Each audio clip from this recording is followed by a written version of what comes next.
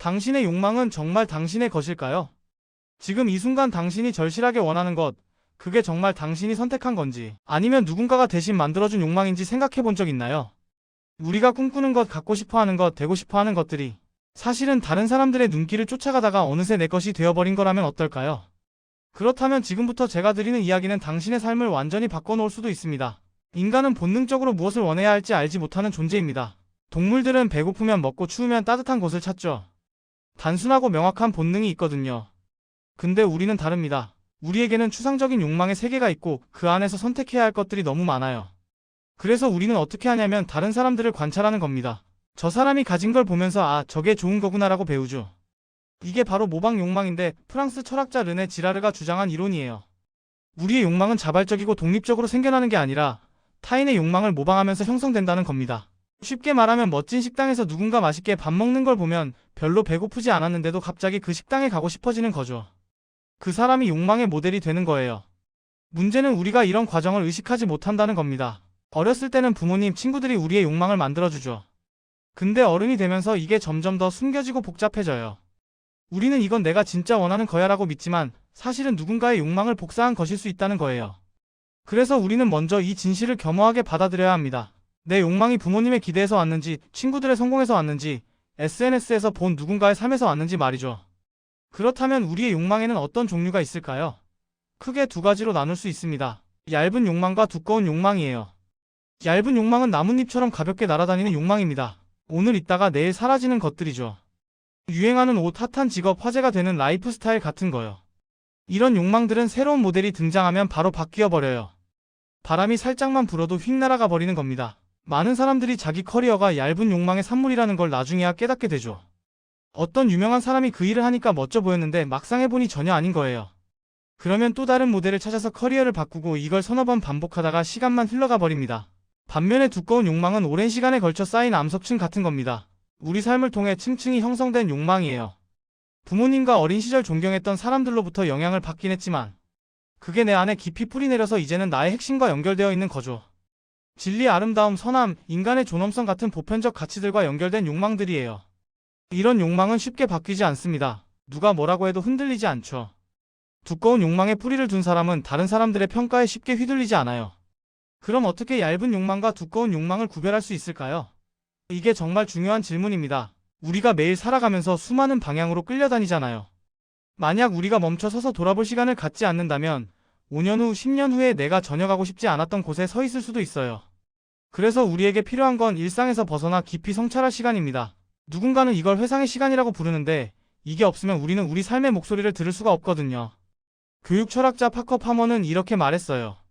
내가 내 인생에게 뭘 하고 싶은지 말하기 전에 먼저 내 인생이 나에게 내가 누구인지 말하는 걸 들어야 한다고요. 근데 우리 중 얼마나 많은 사람이 이걸 실천할까요? 대부분은 그냥 앞만 보고 달려가죠.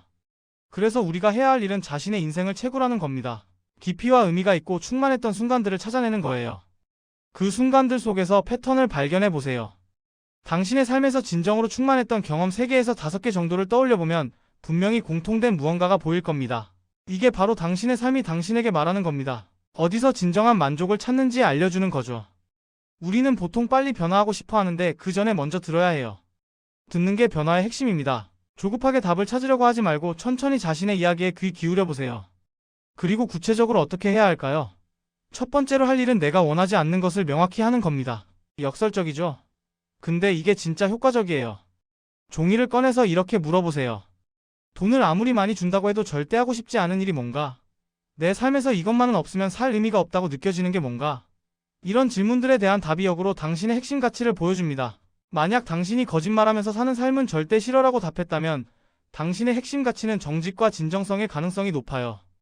두 번째로는 직접 경험해보는 겁니다. 심리학자들의 연구에 따르면 우리는 미래에 어떤 일이 우리를 행복하게 만들지 예측하는 걸 정말 못한다고 해요. 이걸 정서 예측이라고 부르는데 우리가 생각했던 것과 실제로 경험한 것이 너무 다른 경우가 많거든요. 그래서 가장 좋은 방법은 뭐냐면 시행착오를 겪는 겁니다. 직접 해보는 거예요. 바리스타가 되고 싶으면 2년 정도는 진득하게 해봐야 알 수 있어요.